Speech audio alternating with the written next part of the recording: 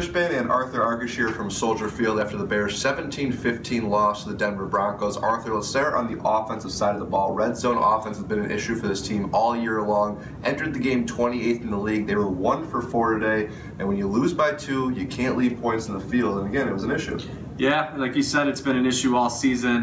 They blame it on a lack of timing and precision. Certainly not having guys like Alshon Jeffrey, Matt Forte is going to be a big contributor, but frankly, the red zone offense hasn't been good enough when they were on the field. And like you said, with such a small margin for error, it's easy to look at that and pinpoint that as part of the loss, but I know there were a lot of other issues we'll get to as well. Yeah, you know, Cutler had 1 interception, 1 lost fumble. He moved his feet to make some huge plays today. 6 passes for more than 20 yards against a team that was best in the league at giving up the fewest 20-yard passing plays. But a lot of people are going to talk about that 4th and goal call. John Fox had to go for it, about 10 minutes still left in the 4th quarter, trailing by 5 at that point. What did you think of that call? You know, I didn't have a huge problem with it. It's easy with the way the game turned out. You don't have to be a mathematician to be able to go back and obviously give Fox some flack for the way things turned out, but I didn't have a big problem with it. The offense had been moving a little bit, but he said it might be their last chance to get down there. Obviously that didn't prove out to be the case, but you know, I've seen worse things. It was weird because it went against what we normally think of him, and that's conservative. They were actually trailing by 8 at that point. I agree. You know, I think Fox said it himself that they finally gotten down that close and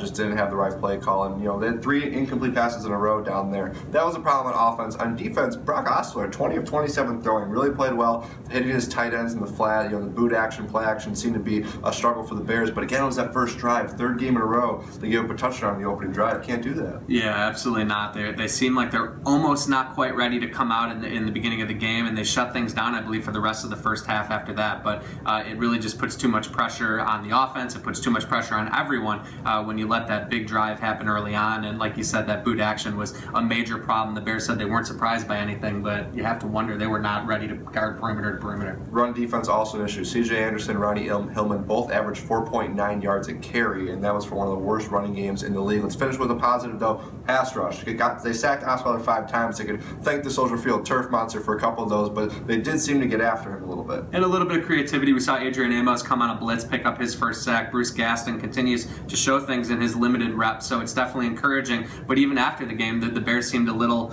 confounded by Osweiler's pocket poise for being such a young guy. I think they felt it should have been more than 5 sacks. 3rd loss in the last 5 games, and all 3 of them by 3 points or less. This team is right there, and now they have to have a short turnaround and head to Green Bay on Thanksgiving night to take on the Green Bay Packers. That'll do it for us here at Soldier Field. For all the best analysis of this game and all things Chicago Bears, stick right here at ChicagoFootball.com.